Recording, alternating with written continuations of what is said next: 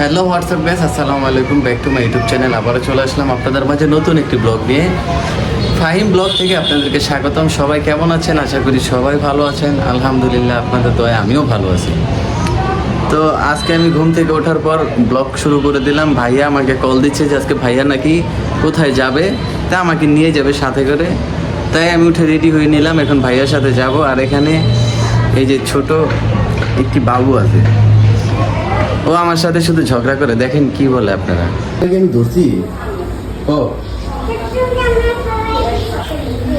হ্যাঁ কখন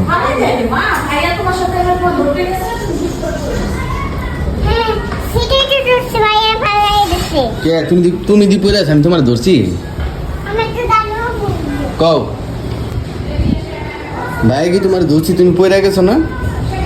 তা তুমি আমার দোষ দিলা কেন? মিথ্যা কথা বলো কেন?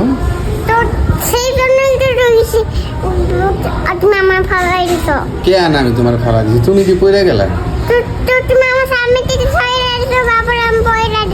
না আমি তোমার ধরি নাই, তুমি দৌড় দিছো। তুমি আমি তোমার আমি সরে গেছি, তুমি পড়ে গেছো। তাহলে তুমি আমার দোষ কেন দিলা? তোমার দোষ দিছি। হ্যাঁ না আমি তোমার ফালাই নাই, তুমি আবারও মিথ্যা কথা বলতেছো আমার সাথে। না আমি তুমি আমার সাথে আবারও মিথ্যা কথা বলতেছো। হ্যাঁ তুমি মারতে আসছো, আমি সরে গেছি, তুমি পড়ে গেছো। হ্যাঁ তাহলে আমি তো তোমাদের ধরছি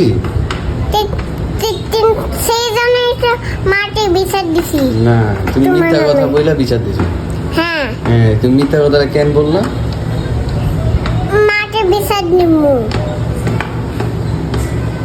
তুমি শুধু শুধু তোমার আম্মুর কাছে আমার নামে বিচার দিছো। কেন বিচার দিছো?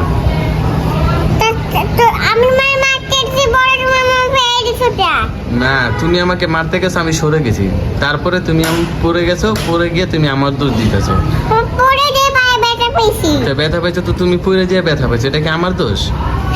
কেন আমার দোষ? তুমি আমার সাথে দুষ্টামি করতে গেছো, তুমি আমাকে মারতে আসছো ধরে, আমি সরে গেছি, তুমি পড়ে গেছো, পড়ে যেয়ে ব্যথা পাইছো, এখন তুমি আমার নামে মিথ্যা কথা বলতেছো।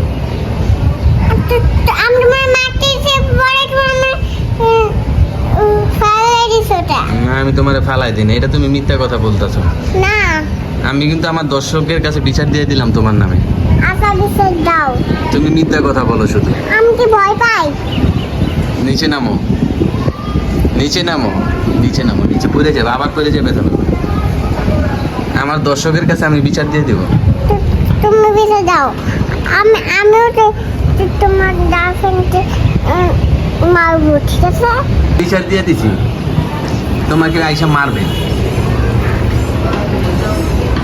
গাইস ওরা কিছু বলে দেন তো। এই যে তোমার মারবে, এই যে মারবে, ওই যে বলছে লাঠি নিয়ে আসবে, তুমি মিথ্যা কথা বলো। গাইস এখন আমরা চলে যাব বাহিরে, ভাইয়াও চলে আসছে আমাকে নিতে। তো সবাই সাথে দেখেন, শেষ পর্যন্ত আমার ব্লগটি দেখেন। যাওয়ার সময় আপনাদের কাছে ওদেরকে একটু দেখাই যায় কি করতেছে। ওর মনে হয় শরীরটা ভালো না নাকি, খালি ঘুমাইতেছে এখন সারাদিন।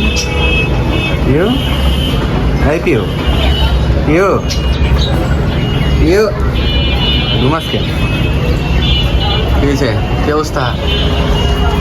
কি অবস্থা কি রে? কেমন আছো তোমরা? তোমরা সবাই ভালো? ডিম আরেকটা খাইলে তো তোমারে নিজে করুম মাইরা। টিয়ার তো কোনো কথাই নেই, টিয়ার বাক্সা। এই যে আমি ভাইয়ার সাথে বের হয়ে গেলাম। ভাইয়ার একটা পরিচিত ভাইয়া আছে, তার সাথে দেখা করতে যাবে, তাই ভাইয়া আমাকে নিয়ে গেছে। তাই আমরা মেট্রো দিয়ে যাচ্ছি ঢাকায়। তো গাইস ভাইয়া চলে যাবে কিছুদিন পরে, 4 তারিখ মনে হয় ফ্লাইট। ভাইয়ার টিকিট কাটা মনে হয়ে গেছে। তো এটা ভাবতে গেলে অনেকটা খারাপ লাগে। তো ভাইয়ার সাথে এখন আমি অনেকটা সময় দিচ্ছি। হয়তো ভাইয়া যখন চলে যাবে তখন আমার অনেকটা খারাপ লাগবে। হ্যাঁ আমি জানি যে আমার অনেকটা খারাপ লাগবে। তাই আমি চলে আসলাম ভাইয়ার সাথে ঢাকায়। তো ঢাকায় যখন যাচ্ছি, যে ভাবলাম যে আপনাদের কাছে শেয়ার করি যে আমরা কোথায় যাব। তো আমরা গেছিলাম যে ঢাকায় চকবাজার ভাইয়ার একটা পরিচিত দোকান আছে। তো ওইখানে মানে আর কি আত্মীয়তা ভাইয়ার সাথে। তো তাই আর কি ভাইয়া চলে যাবে দেখে আর কি টুকটাক সবার সাথে আস্তে আস্তে দেখা করছে। তো দেখা করতে করতে আমি ভাইয়ার সাথে যাচ্ছি। তো এখান থেকে আমি ঢাকা থেকে চলে আসি, চলে আসার পর আমি মামাকে নিয়ে আবার বিকালবেলা বাসা থেকে বের হয়েছিলাম। তো এটা আমার বাসার এদিকেই আর কি গাইজ। গাইজ আজকে আমি সকালবেলা গেছিলাম ভাইয়ারে নিয়ে, ভাইয়া আবার বাইরে চলে যাবে, 4 তারিখ তার ফ্লাইট, টিকিট কাটা হয়ে গেছে, 4 তারিখ চলে যাবে। তা ভাইয়া আমাকে সাথে করে নিয়ে গেছিল ওই একটা ভাইয়ার সাথে দেখা করতে ঢাকায়। তো ভাইয়ার সাথে সকালবেলা আমি ঢাকা গেছিলাম, পরে বিকালে যখন আমি বাসায় আসছি, পরে আমি আমার কাজে মামাকে নিয়ে আবার আরেক জায়গায় বের হয়েছিলাম। তো ওইখানে কাজগুলো শেষ করে আইসা পরে ভাইয়ার ওই কাজটা শেষ করলাম। তো এখন আমার ভাইয়ার সাথে সময় দিতে হয়, ভাইয়া চলে যাবে আর 3-4 দিনের মতো আছে, তাই আর কি আমি ভাইয়ার সাথে বেশি থাকি। আর ঢাকা শহর এরকম আমাদের ফ্যামিলি আর কি বেশিরভাগই গ্রামে থাকে, তো ভাইয়ার বন্ধু বান্ধব সব গ্রামে, তো ভাইয়া তো চলে যাবে, এই জন্য ভাইয়াকে আমার বেশি সময় দিতে হয়। আর তার থেকে বড় কথা ভাইয়ার সাথে আমার অনেক ভালো মিল, আর ভাইয়ার সাথে আমার অনেক মানে ভাই তো ভাই, ভাই কাকে বলে, তো আমি তার কাছ থেকে বুঝতে পারছি যে ভাই কাকে বলে। আর ভাইয়া চলে যাবে তো অনেক খারাপ লাগতেছে, অনেক মানে কি আর বলবো গাইস, মানে তার কথা ভাবতে গেলে যখন একটা মানুষ যখন থাকে তখন মানুষটারে বোঝা যায় না, কিন্তু মানুষটা যখন একটু দূরে হয়, দূরে চলে যায়, তখন হয়তো মানুষটাকে শূন্যতা অনুভব করা যায়। তো গাইস আমি এখনই সেই জিনিসটা নিয়ে ভাবতাছি যে ভাইয়া চলে যাবে, তো অনেক খারাপ লাগতেছে। আর মামাকে নিয়ে পরে আমি আবার একটু বের হয়ে মানে আমার যে কাজগুলো ছিল ওই কাজগুলো আমি শেষ করি। শেষ করার পর আমি বাসায় আসছি, বাসায় এসে একটু ঘুমায় গেছিলাম, ঘুম থেকে উঠছি একটু আগে উঠা ভাবলাম যে একটু ব্লগ করি, আপনাদের মাঝে একটু কিছু শেয়ার করে দিই। তো আমি এখানে ব্লগ করতে ঘুমের থেকে উঠা আর কি এই মা আবার আচার বানাইছিল, সেই আচার আমি খাইছিলাম। তো সেই আচার খাওয়ার পর দেখি যে মা চা বানাইছে, চা খাইছিলাম। তো মা এখন টিভি দেখতেছে, ছোট বোন পড়তেছে, আরও অনেক কিছু গাইস। তো এখানে মা, ছোট বোন সবাই পড়াশোনা করতেছে।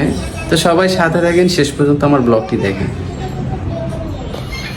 তো গাইস এই যে দেখেন কি সুন্দর রাজত্ব করে, খাবার দিছি, দিতে দিতে খাবার শেষ, দিয়ে মানে ভিডিও করতে করতে টাইম নেই। আর এই যে আমার ভিডিও দেখতেছে, ব্লগ ভিডিও, আর মা এখানে ফোনে কথা বলতেছে, এখানেও পড়াশোনা করতেছে।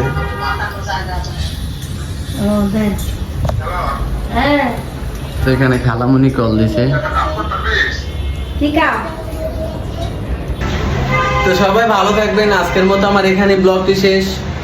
নেক্সট ব্লগে আবার আপনাদের সাথে আমার দেখা হবে ইনশাল্লাহ। খোদা হাফেজ, আসসালামু আলাইকুম।